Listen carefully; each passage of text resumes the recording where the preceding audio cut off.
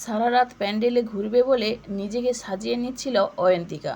বেদ বলেছে আজ সারা রাত হাতে হাত।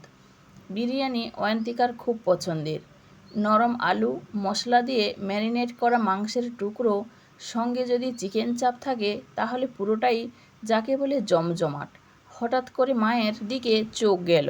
জানালার ধারে চুপচাপ একাকী বসে তার দিকেই তাকিয়ে রয়েছে। মুখে একটু বিরক্তির ভাব ফুটিয়ে জিজ্ঞেস করলো, কি হয়েছে, কিছু বলবে? রাতে কি খাবি কিচ্ছু বললি না তো? আজকে তেমন কিছু বানানো হয়নি কিন্তু, বিরক্তির স্বরে উত্তর দিল অয়ন্তিকা। তোমার কি মনে হয় মা, এই পুজোর 4টে দিনও আমি বাড়িতে খাবো? আজকাল তোমাকে আর জাস্ট নেওয়া যায় না। সারা রাত বন্ধুদের সঙ্গে প্যান্ডেল হপিংয়ের প্ল্যান রয়েছে। মোগলাই, বিরিয়ানি, চাপ, রোল, কিছু না কিছু খেয়ে নেব ঠিক। বাড়ির ওই সেদ্ধ থোড় বড়ি খাড়া খাড়া বড়ি থোড়, এই বিশেষ দিনগুলোতে খেতে কার ভালো লাগে? সীমাদেবী কোনো উত্তর করলেন না। কী বা বলবেন তিনি? মেয়ে কি তার কোনো কথা শোনে? স্বামী অফিসের কাজে অর্ধেক সময় বাইরে, পায়ের ব্যথায় নিজে ভালো করে চলতে ফিরতে পারেন না। কিশোরী মেয়ের জেদ রাগারাগিকে বরাবরই প্রশ্রয় দিয়ে এসেছেন বিনয়বাবু। সেজন্য অয়ন কোনোদিনও তার কথা শোনে না। সীমাদেবীর দিকে বিরক্তি ভরে তাকিয়ে বেরিয়ে গেল সে। প্রাইভেট ট্রান্সপোর্টে উঠলে আজ আর পৌঁছতে হবে না, এই ভেবে ক্যাব বুক করেছিল অয়ন্তিকা। কিন্তু সেই ক্যাবও যে পুজোর যানজট ঠেলে তার মনের গতিবেগের সঙ্গে পাল্লা দিয়ে এগোতে পারবে না, সে কথা কি সে জানত? এদিকে বেদ অনেকক্ষণ আগেই পৌঁছে গেছে নাইট ক্লাবের সামনে।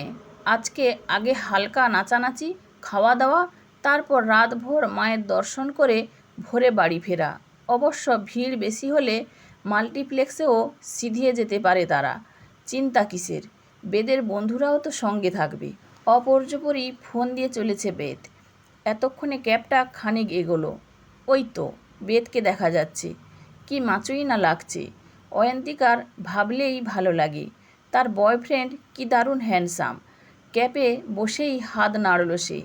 পাল্টা হাসি ফিরিয়ে দিয়ে হাত নাড়ল বেদ। ততক্ষণে অয়ন নাইট ক্লাবের সামনে এসে গেছে। অয়ন্তিকা দেখল বেদের সঙ্গে বেশ কয়েকজন ছেলে মেয়ে এসেছে। এরাই তবে বেদের বন্ধু। বেদ পরিচয় করিয়ে দিল। অনিমেষ, সোনম, রূপ, নৈরিতা, এরা কাপুল। দেবগিরি, অনন্যা, সৌনক, এরা সিঙ্গেল। বার্দি আর মাই ক্লোজ ফ্রেন্ডস। সবাই মিলে একসঙ্গে আজ এনজয় করব। বন্ধুদের সামনেই অয়ন্তিকার কাঁধে হাত রাখল Ved. Meet my darling Ayantika. Look how cute she is. She is mine, only mine. কপট রাগের ভঙ্গি করে দেবগিরি সৌনকের দিকে তাকালো। এই তোরা নজর দিবি না কিন্তু, আমাদের বয়েই গেছে, এটা কিন্তু মানতে হবে। তোর চয়েস আছে boss. She is mind blowing, true Bong beauty. দেখেই অমনি বুঝে গেলি। এখনও তো তেমনভাবে আলাপই হলো না। যে বোঝার সে চোখ দিয়েই বুঝে নেয়। কি বলো ডার্লিং? অয়ন্তিকার দিকে তাকিয়ে চোখ টিপল সৌনক।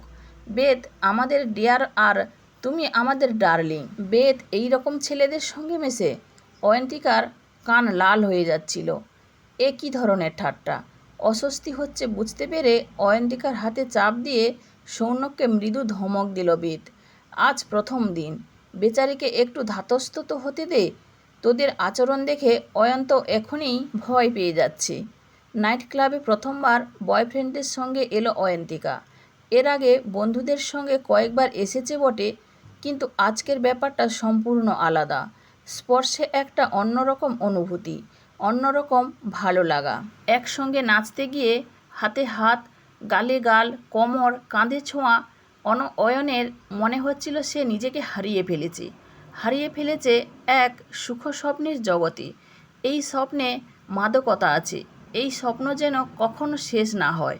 কিন্তু যখন বেদ তার ইচ্ছের বিরুদ্ধে হার্ড ড্রিঙ্কস নিতে জোর করতে লাগলো, তখন অয়নের মনে হলো স্বপ্নের চেহারাটা বাইরে থেকে দেখতে যেমন হয়, বাস্তবে তেমন কেন হয় না।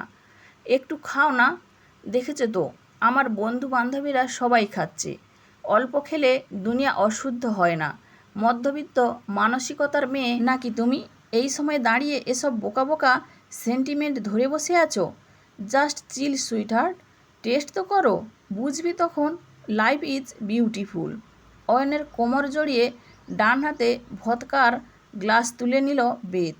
নেশার জগতের গভীরে গেলে পুরো আউট হয়ে যাবে। দেখবে চারপাশের সব কিছু যতই ইনপারফেক্ট হোক, তোমার দুনিয়াটা পারফেক্ট, বিলকুল পারফেক্ট। ভদকার গ্লাসে চুমুক দিয়ে অয়নের ঠোঁটে ধরে বিজ্ঞের গলায় বলল বেদ, এবার চুমুক দাও। আমি ছুঁয়ে দিলাম, তবে একসঙ্গে পুরোটা গলায় ঢেলো না যেন আবার। জ্বলবে, আস্তে আস্তে সিপ করবে, তখন বুঝবে মৌজা হি মৌজা। অয়নের বুকের ভেতরটা কেঁপে উঠল। এসব জিনিস থেকে সে দূরে থাকতে চায়, কিন্তু আজ সে কোথায় এসে পড়ল। উপায় না দেখে ভদকার গ্লাস থেকে একটা সিপ নিল। কেমন যেন জ্বালা করে উঠল গলা। গ্লাসটা অয়নের হাতে ধরিয়ে আত্মতৃপ্ত বেদ বন্ধুদের সঙ্গে কথা বলতে ব্যস্ত হয়ে পড়ল। আলো আঁধারি পরিবেশ, গল্পে মগ্ন বেদের দিকে আর চোখে তাকিয়ে ভদকার গ্লাসটা টেবিলের উপরে রেখে ধীর পায়ে পিছু হাঁটতে লাগলো অয়ন। দরজার কাছে পৌঁছে কোনো রকমে বেরিয়ে দৌড়াতে লাগলো বাড়ির দিকে। এতক্ষণে মনে পড়ল রান্নার দিদি সকালে আসেনি আজকে। মা বোধহয় সারাদিন না খেয়ে আছে। সামনের নামে বিরিয়ানি জয়েন্টটা দেখে থমকে দাঁড়িয়ে পড়ল অয়ন্তিকা। মনে পড়ে গেল কোনো এককালে মাও বিরিয়ানি পাগল ছিল। বড্ড ভালোবাসত মাটন বিরিয়ানি খেতে। কাজের চাপে পুজোয় বাবা বেরোতে না পারলে ছোট্ট অয়নকে সঙ্গে করে সীমাদেবী বেরিয়ে পড়তেন। মাকে দেখা শেষে ফেরার পথে অবধারিত ছিল পছন্দের ফুড জয়েন্ট থেকে বিরিয়ানি, মাটন বিরিয়ানি।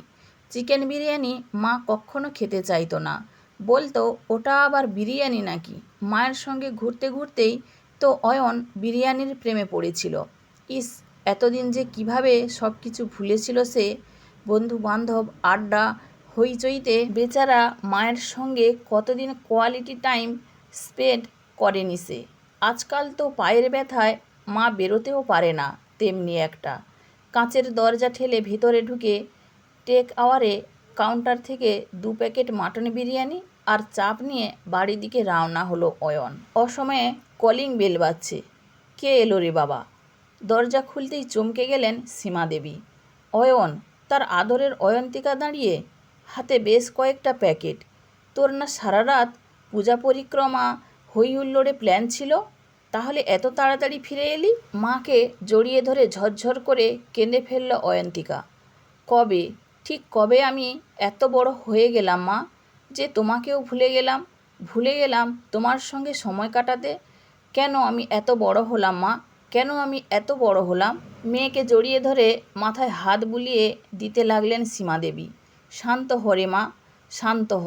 বুঝতে পারছি আজ খুব কষ্ট পেয়েছিস। একটা কথা মাথায় রাখিস সব সময়, সময়ের সঙ্গে সঙ্গে মানুষের চিন্তাভাবনার পরিবর্তন হয়, আর সেটাই স্বাভাবিক। সে যাই হোক, তুমি এক্ষুনি টেবিলে বসো। আজ মা আর মেয়ে একসঙ্গে ডিনার করবে আর সারা রাত গল্প করবে।